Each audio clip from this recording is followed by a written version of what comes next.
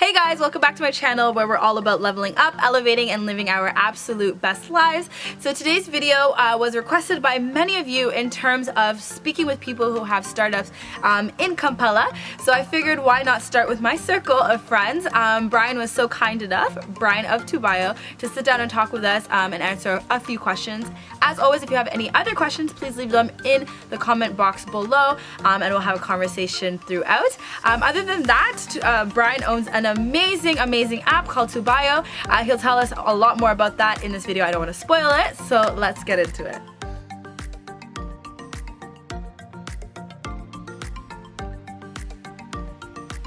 Hi Brian, thank you for coming on my channel. I know you're very reluctant, but it's all good, don't worry. Everyone's very nice. I feel like you're going to be very informative to everybody about tech startups and especially just startups in general. So many people keep asking me and I'm like, guys, let me just bring you the professionals. So if you could tell us a little bit about Tubayo, what made you start it, who you guys are, all that fun stuff. My name is Brian, you already know.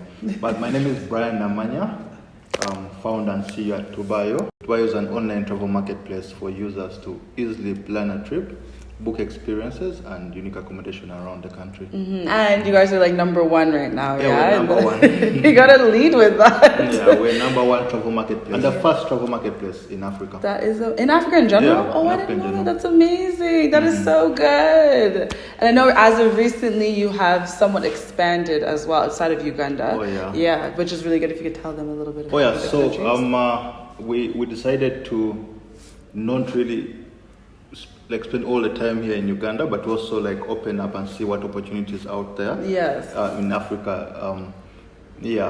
Also because we believe being fast, there's an opportunity that comes with just being fast. That's true. The market welcomes you easily, so we decided to get there quickly. That's amazing, and learning along the way. Yeah. So if you can just expand on what inspired you to start Tubayo, like how did you guys even begin, and how long has it been now? So I think it all started from campus. Until campus, I didn't know what I was going to do. Yeah.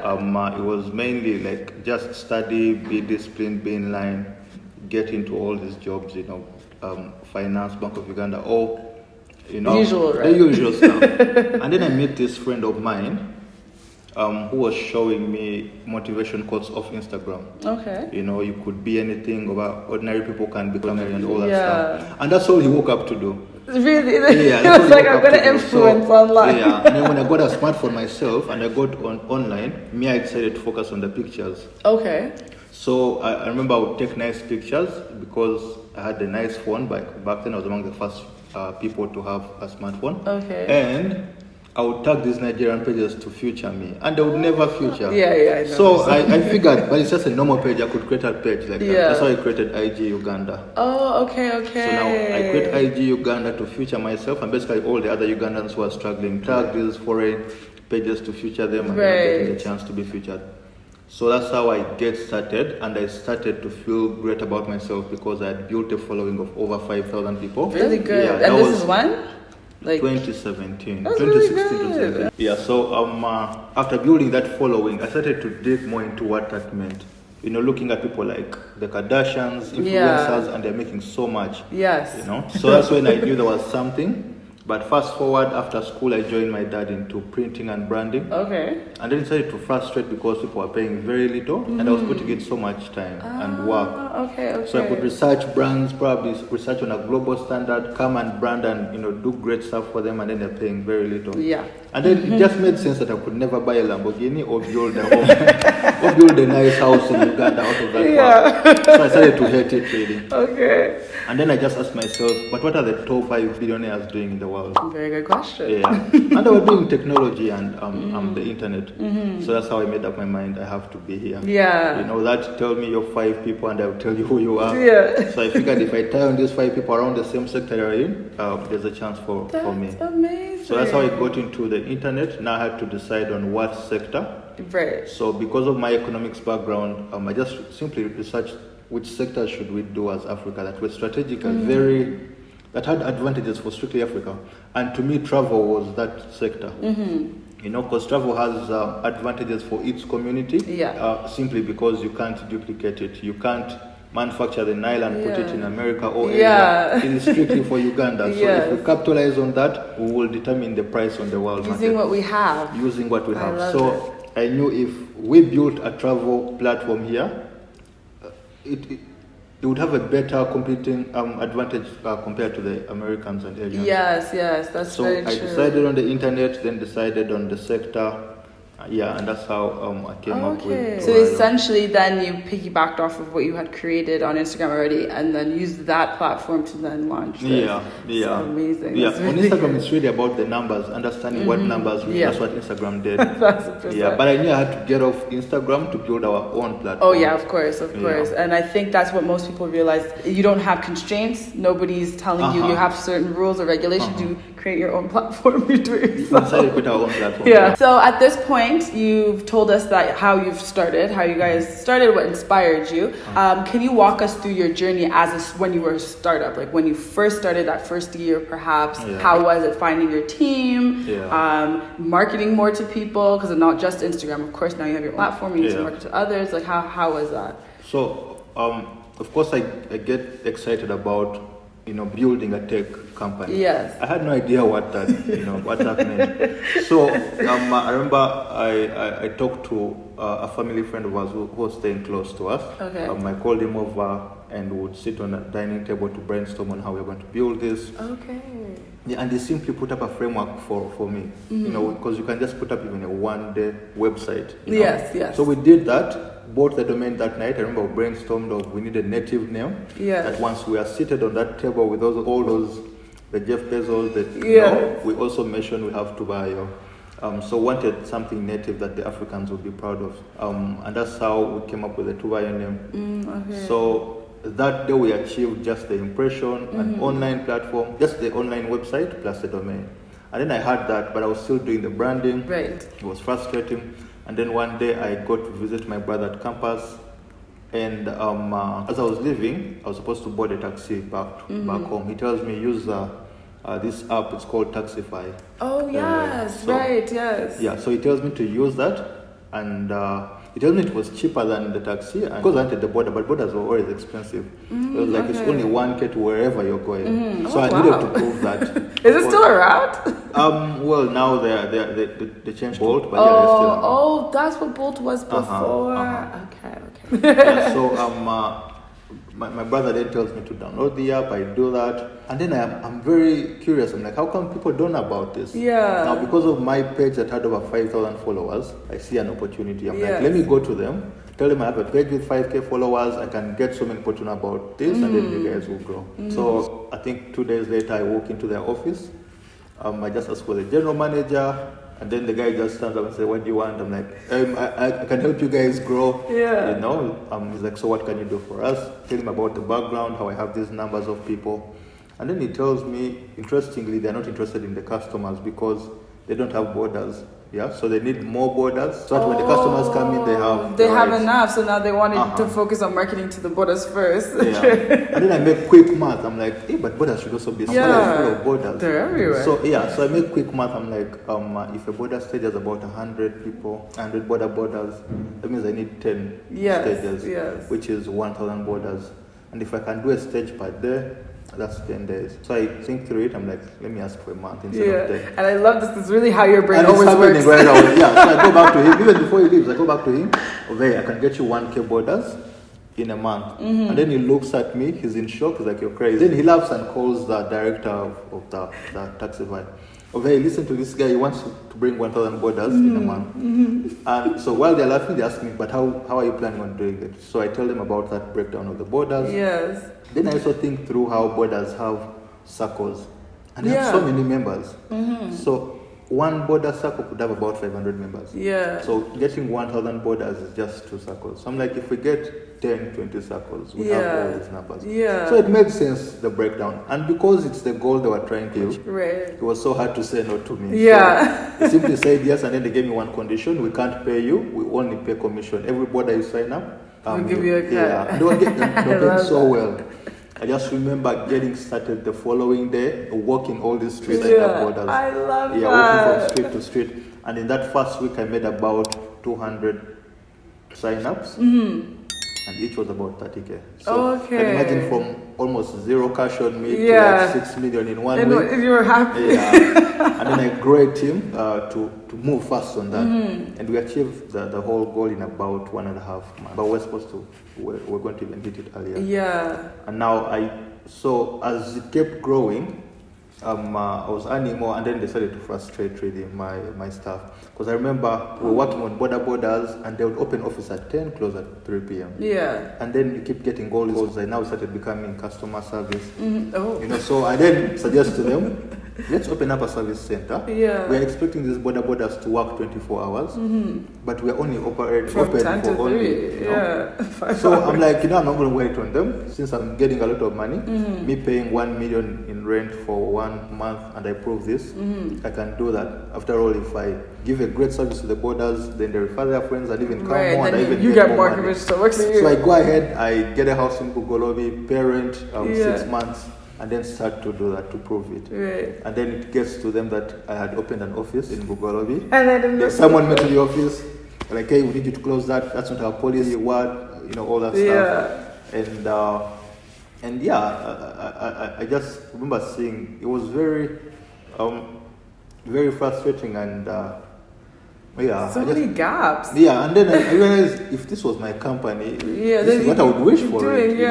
So, but because I had the idea of Tubayo and I'd already gotten that website and the page, it just made sense of why don't you now focus on Tubayo. Yeah. So because I was earning some money, I saved all of that and used the new office, which was no longer a tax-free office, now turned into the Tubayo office. That's amazing. To start Tubayo. Yeah. So from that money that I had saved off the office, which I had already paid out, I called guys. I just remember I had money. I just called guys. Hey, if you're a tech guy, come through and we'll develop. Yeah. And then that's how we started Tubayo. And the whole we went on for about 6 months. No product, all the money ran out. They chased us out of the house. And we were still at nothing. But at least now we had gotten guys to buy into one. And you already knew how everything was slowly working anyway. So no matter where you went, you could have, which ended up happening. After chasing us, we really kept at it. And because we were making noise on IG about Tubayo travel, we also created the page already. We created a page right away. Started reposting people. We're the first page to repost strictly travel pictures. So we'll get so many DMs of where is this place, where can I go? And then we decided, I think we're even going to start trips already. To just take people to this place that they're asking about. And that's how we started to now sustain the little work we're doing. Okay. And you guys do amazing. Like even was it 2 weeks ago when we did? Because you guys, congratulations, got the Kingdom on board, and that was beautiful. I was like, so informative and helpful to people just to learn. So just things like that. I was like, it's affordable, it's accessible, and you can easily find it on your app. You guys have so many cool things like that. Now we have a great selection. What type of support have you gotten? Whether it be locally, government, international programs, and whatnot, and how I want to say how easy was it, but how easy or difficult was it? No, it's interesting. When we started, I didn't even know there was support for tech companies when we started. My goal was we are building a tech platform for Uganda, for Africa, and I remember when it started to hit me that you can actually go for support, I started applying, but I never got through to any of those that I applied for. But we kept at doing our work, making the noise on social media and all, and the support we got eventually came out of, it was an invitation of Tubayo guys, you've seen what you're doing, please come and apply. And I noticed, wait a minute, so this is how it works. You never go directly for what you want to. So I call it they should forgive me, but I call it the beautiful lady approach. Just look nice, put on your nice hair, and that guy will approach you. You attract him. So instead of chasing around, you lose your confidence and all. So we decide to put in the work, and then they come looking for us. We decide and which one we want to partner with. But since then, MasterCard Foundation was the first partner on board. So it was just so much confidence for the team when they came on board. We're able to get money and now do the whole development properly. Which is huge. That's amazing. And this was a year ago? We got it 2019. Before the pandemic. Before the pandemic. And it came in timely. Clearly. That's amazing. See, anyway, you just did your beautiful lady thing. Yeah. You attracted it too. Attracted it. I love that. What challenges can you maybe elaborate on that you faced as a startup and especially like a tech company? I would say in Uganda, but also in Africa, like just in general. I feel like having left Canada, there's a lot more support, especially just small businesses or even startups or whatever. But I feel like here it's not so much. But I'm still starting, so I want to hear like maybe your. All right, my thinking on that. I think I'm going to answer it generally. Okay. One of the biggest challenges is talent. Getting the people that know what they're doing. Yeah. Most people, I think everyone has an idea, but yeah. I know, I feel like I was crying to you about this. I was like, I need help. Yeah. And the problem really, I think to me, is vision now. Yeah. Because without I think, and vision comes to like the goal. Without the goal, people are just moving around circles. Yeah. So I have seen it as well, even with my friends that, and I'm asking, why don't you aim at something? Yeah. Because that way you will get even the most basic person to deliver it. Right. But I've seen sophisticated people just move around circles. Yeah, because there's no goal. So I think that's a major challenge. We like the idea, but we never zero down on the goal. Right. But personally, one of the biggest had been, team. But again, also, we were really open to anyone. I think we got to the point whereby we could not afford the people wanted. Right. So we were just open to anyone willing to come. And, personally, I'm not a tech guy, so I was really open to any, whether you have a diploma or no diploma, as long as you liked what we were doing and you're willing to do something about it, I was open to that. And then it turns out that these are the guys who do the work. Right, yeah. That's amazing. That's really good. And just to give them a background, what is your background in schooling and everything? Because I remember you telling me it wasn't tech and I was so surprised. Yeah, but what did you study? Economics. We're like the same degree. So it was so funny. I'm because I did finance and economics, but And people are like, oh, but like what you do is so different. But it's nice, it's filling and you're happy with what you do. So and I appreciate the economics background because it comes in later, right? It comes in later, you get to use your resources around you, maximize on that, and you're able to identify opportunity. It's crazy. That's very true. I want to touch more about teams and like hiring because I think a big thing that I think we all would know, I don't know if it's just an Africa thing, but I know for sure in Uganda is finding people that, like you're saying, share your vision and also will work as hard and just are as passionate about what you believe in. So what size team did you start with? Because I know you said you had recruited your brother, you had recruited boys. Then in your first year, where were you guys at? And then now where are you guys at? Actually, boys came on much later, in school. Right. So with the money, I just called out tech people to join. Because now the first thing to do was to get the platform. Of course, we made mistakes with that, which I've learned. Yeah, what happens? Right now, I think you need to identify the market first, then you work to solve for the market. It becomes easy. Because, what ends up happening, you develop a product that no one wants to use. Because you spend all time. But, so with the money, I remember I got in tech people first. There were about 4 people. And we would just sit in a house trying to code the whole day. Right. That's amazing. Wait, so 4 people who were just like, just give us some work to do. And then it didn't work out. Until when we were chased out of the house because of rent and also the money ran out. Then this guy who right now is the head of like engineering, Bonnie, emails me asking for an opportunity to intern, and I'm thinking this guy is not serious. We don't even have an office. We're out of business, but he thinks we are like a big company. So I remember responding, okay, that's cool, kindly share easy and all. And then he does that, and then I was expecting to ignore him, and also finding out where he had gone to school. I was always aiming at computer scientists and people with like the tools background. So what was his background? He went to Saipali.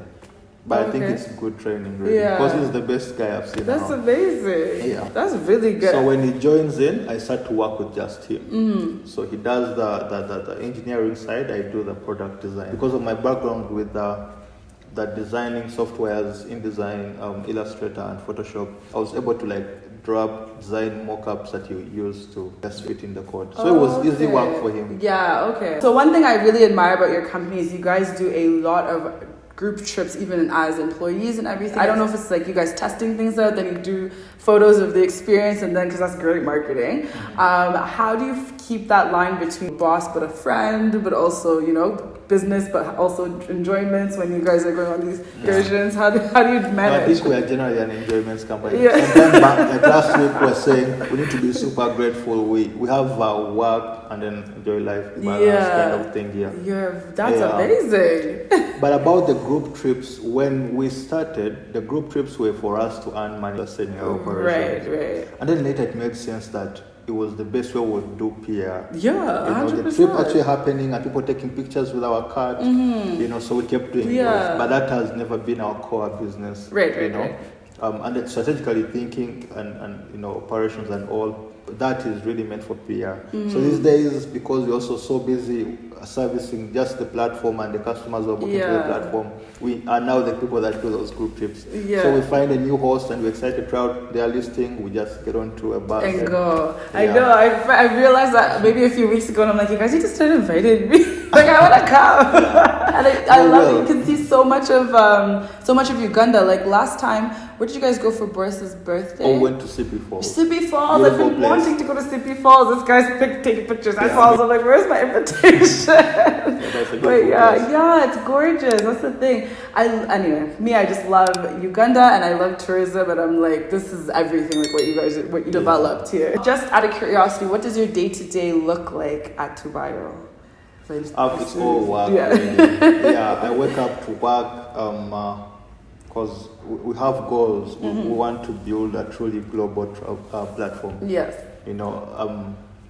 And also want to go to Mars. We want Africa to actively participate in that. So it requires really a lot of work. Yes, of course. These are things we are learning. We don't even know what it means to go to Mars. But we know we do it. So I wake up in the morning to come to work. And because I enjoy it, I never see how the day goes. That's really good. And your whole team, do they work with you here at Innovation Village? So most of them work here, but it's all part-time because it's now a big team. Yes. And because I believe the future of work has to be super efficient. Yes. If they can get work done from home, they don't come here. That's true. I think COVID taught us that too. Only when we have like meetings, that's when they can work. Okay. So I try to limit it here for us to save more on our operations. Okay. So now when it comes to just being a startup, especially a tech startup, tech company in Uganda, what support do you feel like you could get more of, like from not just the startup stage, but where you're at now? What support, whether it be financial or actual physical support, whatever it may be, what do you feel like you could get more from like a global perspective? The kind of support I would get more of right now, here in Uganda really could be more of policy. Okay. Like the internet, because really if we are thinking Africa to catch up with the world, we have an opportunity to really capitalize on what the digital and the internet has created. And so, reducing internet costs is like a big deal for us. Because someone gets onto the app and they want to spend only 5 seconds. Because that's the little data So such policies would go a long way in helping us. And also like COVID to really all these policies on COVID. Right now, yes. They're limiting travel so that it also or curfews or those types of things. But to the global, bigger global space, I think you need to be open to the opportunity in Africa. There is so much hope in like the youth. So much. Sorry, I was just saying so much. There's just so much hope. Like when you come and see the youth here, they're so excited to get stuff done. And there's a big opportunity. That's very true. Well, on that note, I also want to ask a few more questions. I don't want to take up too much of his time because he's trying to go to Mars. So I know you're busy. Where do you see Tubayo in the next 5 to 10 years? In 5 years, we'll surely be the leading travel marketplace in the world.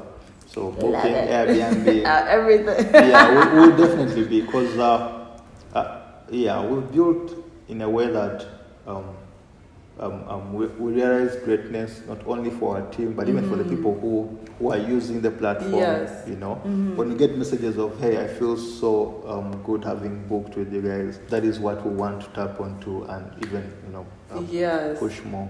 So but in 5 years we'll have built, I don't know, we'll do so many projects, but really focusing on like technology and people relying on tech for their operations and their businesses. That's amazing. Yeah. And we'll probably be all over the world. Yeah. Yes. Oh, not probably, definitely. And what are some lessons you've learned along your journey so far, like that really stick with you? God has to be like the center of whatever you're doing. Yeah. and also, the other thing I've learned is it's so fair, the work you put in. You put in, you work really hard on your project, there is going to be a return. Yeah. Whether you see it or there has to be a return. Just preach it. Yeah. Preach to me. Because when I remember and reflect on how we started and all we had was just the dream and we were excited about it. We didn't know any business strategies. Nothing. But we just focused on going to commit and put in time. Yes. And then you start seeing invitations. Yes. Have no relation with these people, and they're giving you a seat at the table. So only proves that whatever it is you want to do, put in the hard work, there will be a return. Yeah. And also like God, because there's so many unknowns really in the work we do. So many. So you just have to trust and have faith that it's all gonna work out. So that's how we do it. We set the goal. The other thing I've done, setting the goal is so underrated. Yeah. And like I think even if you reading put a it time, regularly. read it regularly, and also put a time frame on it. Yes. We need this by this time. Yeah. We've been able to do so much. We've set goals for our app. We've achieved it around the same time. Whether we go past, but we're almost. Yeah. We've set goals for like team, revenue, and basically things we need. And it always happens. Yeah. Amazing. That's so good. Last question I have for you though. What advice would you give, because obviously my channel is diasporans, people moving back to Africa. What advice would you give those who are interested in moving in the tech space and creating, whether it be apps or whatever it may be in the tech world? But what advice would you give them based off of what you've learned the last few years? So I think it's time to come to Africa. The people in the diaspora have gotten the opportunity to be exposed. Some of the things that seem very obvious where you are not obvious here in Uganda. And so it's an opportunity for you to come and establish that here. Thank you so much, so much for coming on my channel, Brian. I keep telling him he needs to do these interviews and he's like biting me, but thank you for finally coming on. Thank you for this. Where can people find you? Obviously, you guys know bio, but where can they find you personally if you're willing to answer questions, and also your app, website, all the information? Yeah, so download the Tubayo app on Play Store and iOS. It's a trending app, so you'll see it. And also follow me on my personal page, Instagram, that's Namanya Brian, Twitter, Namanya Brian. Yeah, and also you can come to our office, let's talk at the Innovation Village. I enjoy meeting people. I think people are so unique. And we always have the best conversations. From like the first day you actually were like, I'll answer your questions. I'm like, great. And ever since then, it's like constant, good, informative, insightful conversations. But thank you guys so much for watching. Please do remember to subscribe, hit the bell notification button. Any information you needed will be in the description box below. But if you have any questions or anything, in the comment section, we'll have a discussion. Thank you guys so much, and I'll check you in my next video. Bye, guys.